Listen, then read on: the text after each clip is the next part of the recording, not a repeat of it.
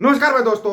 बहुत भाइयों का एक सवाल था कि भाई ये सिख मुक्त भारत कौन चाहता है, ये समझ में नहीं आया। सिखों से मुक्त हो जाए भारत, तो मुक्त तो तुम वैसे भी कर सकते हो भाई। इनका खुद का अलग का राजपाट था भाई, इनका राजपाट दे दो, तुम्हारे को तकलीफ नहीं होगी ज्यादा। तकलीफ तो होगी नहीं ज्यादा। लेकिन क्या करते हैं हमारे भाई है ना, कुछ भूल जाते हैं, उनको बार बार याद दिलाना पड़ता है कि देखो इन्होंने ये किया और ये करने वाले हैं। आपको दीप सिद्धू भाई था, बड़े सिंपल शब्दों में आप लोगों को बताता था, बड़े सिंपल शब्दों में सिद्धू मूसेवाला अपने गानों में बताता रहता था आपको। लेकिन फिर भूल जाते हो। लेकिन जैसे बोला जाता ना, नेवर फॉरगेट 1984, कभी नहीं भूलना चाहिए। और जो भूल जाएगा ना वो सिख भी नहीं रहेगा, फिर वो सिख नहीं रहेगा। दीप सिद्धू ने आपको बताया था कि भाई झाड़ू को हटा दो, यहां से झाड़ू को हटा दो, झाड़ू आएगी ना तो पंजाब में पूरे तरीके से झाड़ू लगाएगी। नहीं तो देखो, जनता के द्वारा चुना गया नुमाइंदा कहां डाल रखा है? डिब्रूगढ़ जेल के अंदर डाल रखा है, बिना किसी बात के एनएसए फिर यूएपीए। पंजाब में कोई भी घटना हो जाए उसके साथ जोड़ दो। चल नहीं रहा क्या? ये चल नहीं रहा आपके सामने। उसके बाद जो भी पंजाब में थोड़ी सी भी हक सच की बात करता है, आवाज उठाता है, दिखता है इसकी आवाज उठने लगी, उसी को दबा दिया जाता है। बंदी सिंह गोगिरी आएगा मोर्चा 2 साल से ज्यादा का चल रहा है। यही भगवंत मान था जो बंदी सिंह को फाइल बना के घूमता था, हमारी सरकार आएगी देखना हम बंदी सिंह को बाहर रिहा करेंगे। रिहा तो क्या करना था, और ज्यादा जेल में डाल दिए, और ज्यादा। आज आपको जो चीज सुनाने वाले हैं ना, उसका थोड़ा ध्यान से सुनना उसके पहले। उसके बाद है ना, उसके बारे में बात करेंगे, आपसे बात करेंगे, आपको बताएंगे पर और भी बहुत कुछ कौन चाहता है ये। जब 1984 देखा, 1992 देखा और 2002 देखा, सरदार मनमोहन सिंह की सरकार देखी और सरदार मनमोहन सिंह ने एक नए किस्म का फार्मूला देश के सामने रखा, जिसमें सिख और मुस्लिम जो कांग्रेस से आहत हुए थे वो सरदार मनमोहन सिंह की तरफ बढ़ गए।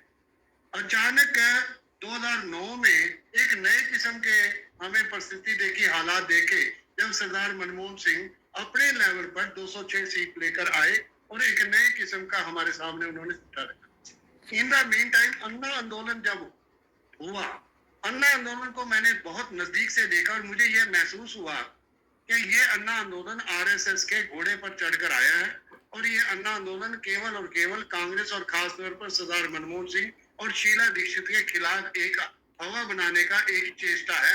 इसमें कुछ नहीं है, क्योंकि करकरे का मुद्दा और प्रज्ञा ठाकुर का मुद्दा और कई किस्म के मुद्दे उस समय आए, तो उन्होंने कहा कि अगर सरदार मनमोहन सिंह रहेंगे तो ये किसी की परवाह नहीं करेंगे, जो जेल जाता जाए, ये परवाह नहीं करेंगे। इसलिए उनको ये डर हो गया था। तो जब 2011 में मेरे सामने एक सवाल आया जो आपने बात उठाई, तो मुस्लिम पत्रकार मेरे सामने इंडियन कॉफी हाउस में आए और वहां कहने लगे कि रोज पटाखे बोलते थे और किसी मुस्लिम का नाम आ जाता था और कई मुसलमान अंदर हो जाते थे, उनको जेलों में बंद तकलीफ होती थी। एक पत्रकार जो मीडिया सेंटर चलाता है वो पत्रकार भी जेल में चला गया।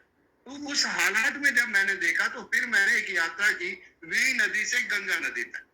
वेई नदी वही है जहां से गुरु नानक ने पहली यात्रा शुरू की थी।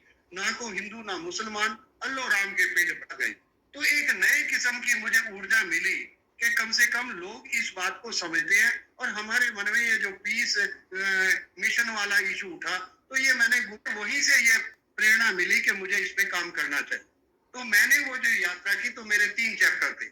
एक था कि सिख क्या सोचता है, मुसलमान क्या सोचता है, विज विज हिंदू क्या सोचता है। मैंने वो सभी जगह गया, चाहे वो हरिद्वार हो, चाहे वो देवबंद हो, चाहे वो कुरुक्षेत्र होते अमृतसर सरोवर से, और जब हम जल गंगा घाट पर डालने लगे, बहाने लगे, हमें कोई अलग ना कर सके।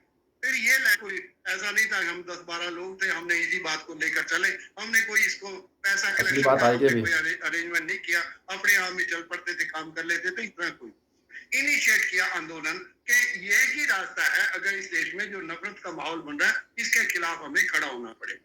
वो 2015 वाला मुझे लगा कि वो बहुत अच्छा रहा। फिर 2017 में जब केजरीवाल पंजाब गया, उस समय मुझे ऐसा लगा कि शायद जैसे कांग्रेस मुक्त दिल्ली हुई है, शायद सिख मुक्त पंजाब करने की तरफ आरएसएस का। केजरीवाल को तो मैं कुछ नहीं कह रहा था, मुझे ये लगता था कि आरएसएस के घोड़े पर तो आरएसएस चाहती थी कि जैसे दिल्ली में कांग्रेस मुक्त हुई है, इसी तरह पंजाब में सिख जो है मुकाबला करते हैं, या अगर ये मुक्त हो जाए तो ये सब। तो मैंने उस समय बात उठाई। मुझे खुशी है कि अमरिंदर सिंह उस समय चीफ मिनिस्टर बने 2017 में, और केजरीवाल को 18-20 सीट पर ये सिमट कर रहेंगे जो। लेकिन उसके बाद झाड़ू को फुल मेजोरिटी दे दी गई।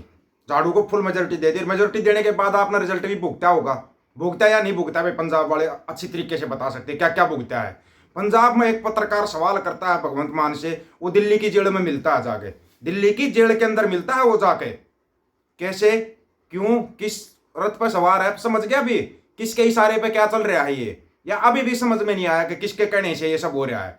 जो इनको ये लगता है ना भाई हाँ ये फलाना सिख, ये आवाज बढ़ने लगा, इसके पीछे युवा चलने लगे, लगाओ कोई भी सच्चे झूठे, झूठे सच्चे तो कहाँ होते हैं, लगाओ झूठ मूठ के आरोप लगाओ और डाल दो, एक बार डाल दो, इतना दूर डाल दो।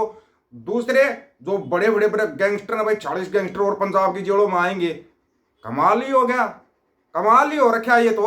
और लोग समझ नहीं रहे हैं, जो कि हालांकि जो विदेशों के अंदर बैठे हैं, जो एनआरआई हैं, वो हर एक बात को समझ रहे हैं, वो भी बोलते रहते हैं, कहते रहते हैं, कमेंट भी करते रहते हैं, पूरा सोशल मीडिया के ऊपर भी प्रचार करते रहते हैं भाई बच जाओ बच जाओ बच जाओ।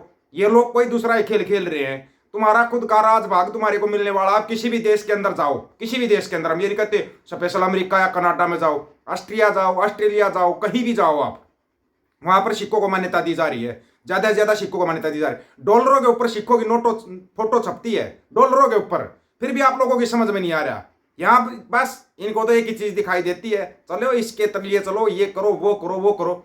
बिल्कुल सही कहा था सरदार दयाल सिंह ने, बोले हमने तो उसी टाइम पर अंदाजा लगा लिया था कि भाई केजरीवाल आरएसएस के घोड़े पे चढ़ आ रहा है। इसका बाप आरएसएस का था, ये खुद कहता है मैं आरएसएस की विचारधारा को मानता हूं, और आरएसएस बोलती है कि सिर्फ और सिर्फ लिंडू राष्ट्र बनेगा, ना कोई सिख रहेगा, ना मुसलमान रहेगा, कोई नहीं रहेगा। क्रिश्चियनों का ये कुछ कर नहीं सकते, क्यों? क्योंकि क्रिश्चियनों का सबसे बड़ा वो था ना, वो सरपंच डोनाल्ड ट्रंप, वो बैठा हुआ ऊपर। अगर इन्होंने क्रिश्चियनों के साथ ज्यादा छेड़खानी की तो रगड़ देगा इनको, वो रगड़ देगा इनको। इसलिए क्रिश्चियनों का कोई नाम नहीं लेते, बस इनको मुसलमान और सिख दिखाई दे रहे। सिख इसलिए दिखाई, मुसलमानों को तो इन्होंने दबा लिया, लेकिन सिख इसलिए दिखाई दे रहे भाई अड़ते हैं, लड़ते हैं और खड़ते हैं और जीतते हैं, जीतते हैं। सबसे बड़ी बात यह है, इन दिल्ली को डर क्या, दिल्ली को यही डर है, बार बार सता रहा है, ये दोबारा अपना राज लेंगे, दोबारा अपना राज लेंगे। यूएनओ, नाटो, अमेरिका, कनाडा, हर जगह से तो आवाज उठ रही है, हर एक जगह से तो आवाज उठ रही है। उस आवाज को देखते हुए ये जो चाहते हैं ना कि सिख मुक्त भारत कर देंगे, ले लो भाई तुम अपना चिंटू राष्ट्र बना लो, इनका अपना संयुक्त पंजाब दे दो, पता चल जाएगा किस राष्ट्र में कितना दम है, सच्चाई सामने आ जाएगी। 1 महीने के अंदर अंदर सच्चाई सामने आ जाएगी लोगों की, गारंटी इस चीज की। और इसलिए मैं बार बार कहता है अपना संयुक्त पंजाब बचाओ, अपना संयुक्त पंजाब बचाओ। और ये मुहिम ना लगातार चलती रही, कहीं सोच रहे इसको छोड़ देंगे, नहीं, बिल्कुल नहीं। और सबसे बड़ी बात, आनंदपुर साहब के मते को पढ़ो, आनंदपुर साहब का मता अपनाओ। उसको क्यों नहीं लागू किया जा रहा है? आनंदपुर साहब का मता लागू करो, होना चाहिए वो लागू।